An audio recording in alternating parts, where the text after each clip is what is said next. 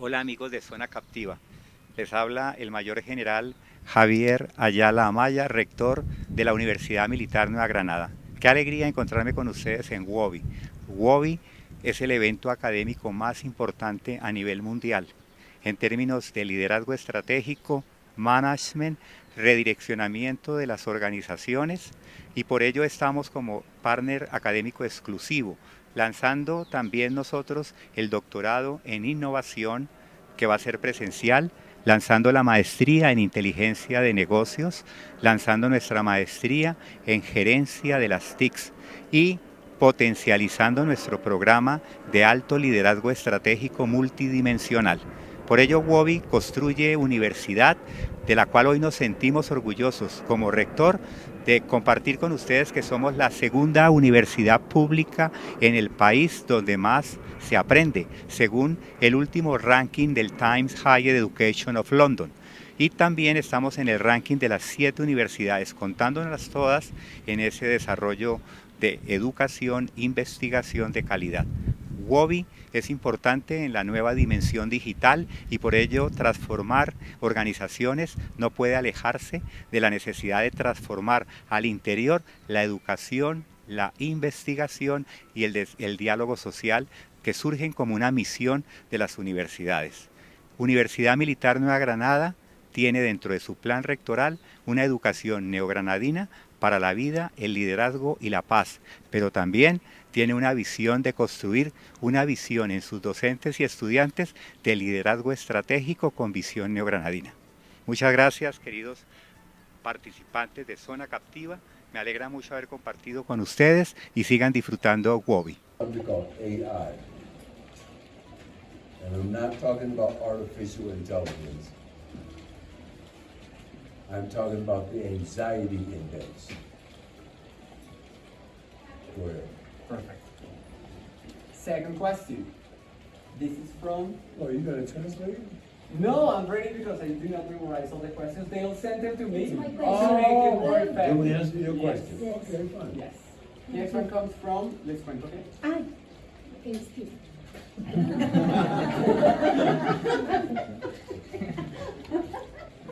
What is your advice for not giving up in the face of problems and difficulties now that we have tried everything and sometimes we think the battle is lost? Problems and difficulties come with this package called life. We're all going to have problems and difficulties. The challenge is to take the baby steps to continue to go forward. And sometimes we have to take those baby steps in the rain. Everyone's willing to work when the sun is shining and the skies are clear. Everyone's willing to work. But sometimes you gotta do your best work in the rain. I believe that. And that makes me think of a conversation with my favorite rapper, the Notorious B.I.G. And we're talking about struggle. And Biggie says to me, we got to go forward. Through the fire, through the pain, baby steps in the rain, while all about you being the same, be the player, not the game. And if you don't know, Ask. now you know. That's how that goes. We'll try that one more time. If you don't know, Ask. no. You're messing up the whole thing. If you don't know, now you know. All right, we'll try that one more time.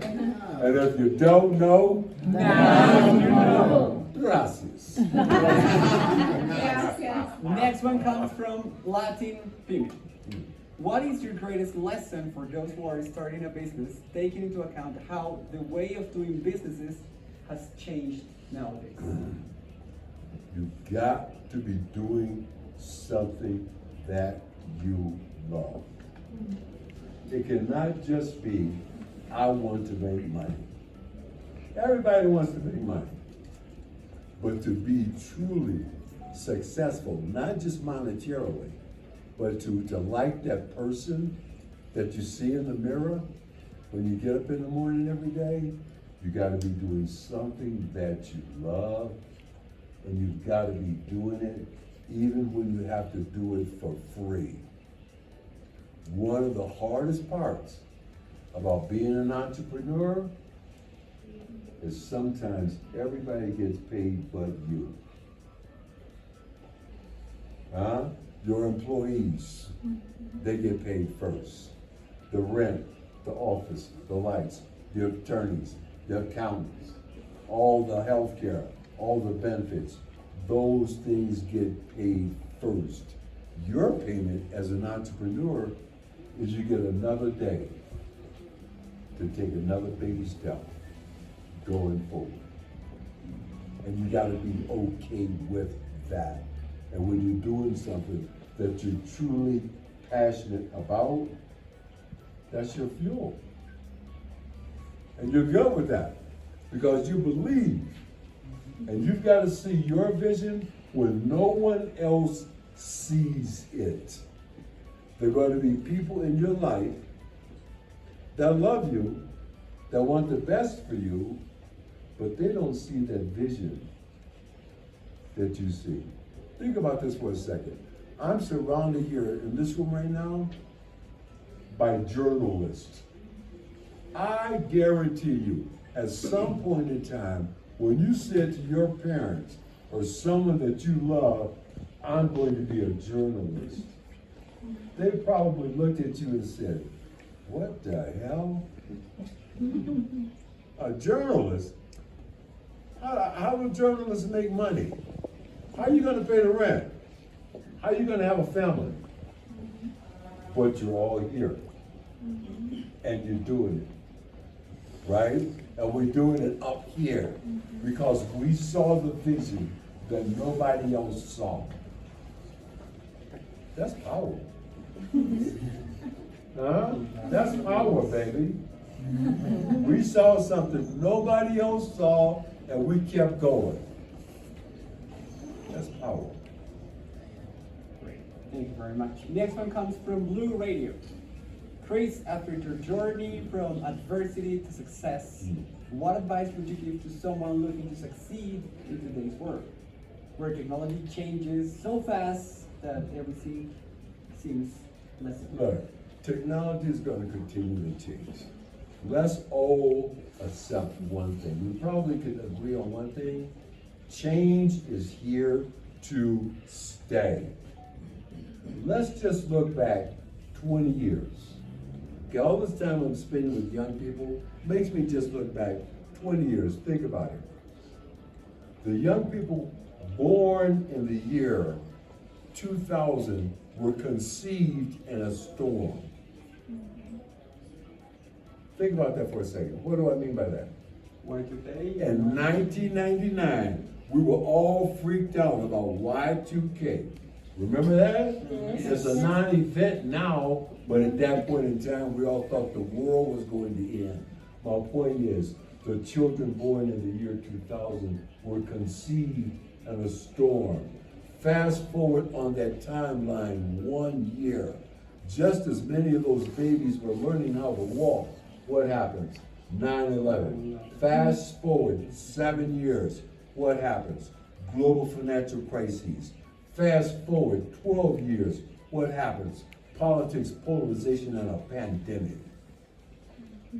Change is here to stay. Right? The question is, how do we embrace and adapt to change? The first thing you gotta know is coming. We don't know the specifics. And some of the changes are going to be positive. We got something that might be getting ready to happen positive in America right now. And I ain't gonna say nothing else about that. I know. Next one comes from Garrapatudo Podcast. What are you proud of? Man, the thing that gives me the greatest pride in my life is I have been selected for 16 years in a row as the world's greatest grandfather. Oh, 16 years in a row, baby. And I won that election by one vote. That's one? my granddaughter. Yeah, only one. That's my granddaughter, right? 16 years in a row, and my granddaughter, you think about it. Let's just go back for a second. Okay, this is a big question. Proud. My mother made a decision. She will be the last person in the history of her family to ever pick cotton. For 400 years in America, the only thing anybody in my family ever did was pick cotton. She made a decision. My child will never pick cotton. That's called permission to dream. She gave that to me. I passed it on to my son, who became the first person in the history of our family to ever go to college. But now we're passing it on to my granddaughter. And for her, there are no more firsts. For her, there's only now and next. That's what I'm proud of. Great. Okay? And that's not just my grandchild, but this whole generation. These 15, 16-year-olds around the world globally, those are all my kids. You guys are too old. You guys are not my demographic. My demographics are your grandchildren, man. Your son, that's my demographic, okay? True. Totally true. Okay. Next one comes from Pixel. In your journey as a leader, what personal transformation have you experienced that has influenced your leadership style? I have learned how to listen. There is not a school in the world where you can get a degree in listening. You can go to one of the world's greatest universities and get a degree in communications. You can't get a degree in listening. And listening is hard because sometimes you're going to hear some stuff that you don't want to hear. Leaders sometimes don't want to hear what their employees, they'll try to listen and say they're listening to their customers, but the people that help them build the business, do they really listen to them? You know for a fact, I bet you've gone to some of your editors at some point in time and said, I got this idea. I see something. There's something we got to do here. And somebody said no. But it turns out you were right. Listening in relationships. Listening to your spouse. Ay, ay, ay. Now it's getting too personal, right? Listening to your child. Think about it for a second. Hey, what are you doing with your head up? Are you okay? Are you telling us we're going away? No. We're coming to you. Okay. See? I'm listening, she's talking. Go ahead. Next one comes from Caracol Noticias. This one is focused on young people who sometimes are like hasty. They want everything right now. So how can you help them bring business ideas to life with that mindset of wanting it? Well, I'm doing them now and having them understand that, first of all, you as a young person, no matter how much you want it now, there is a process that you must acknowledge. There's a process. You don't get to just wake up one day and say, I'm a journalist. There's a process. There's some steps. Those are things that you had to learn. And sometimes you got to be willing to trust the process. And that's hard. You want it now, doesn't mean you're going to get it now. What you can get is by trusting the process, is you get the process to take you forward. And part of the process sometimes is pain. That's what they're saying. I want it now, but I don't want to go through the pain. Oh, shit. I don't want to go through the pain. That's gonna hurt. Yeah, it's gonna hurt. All right? That's why babies are born. You know why babies are born? You can't grow in this little spot that you've been in for 9 months. It's been nice and warm and very comfortable in here for 9 months. But if you want to grow, you got to come out of that. And there's some pain involved in that, right? The baby's crying, the mother's crying. That's where the growth is. You're gonna have to experience some pain to grow. You're not gonna grow staying right here being comfortable.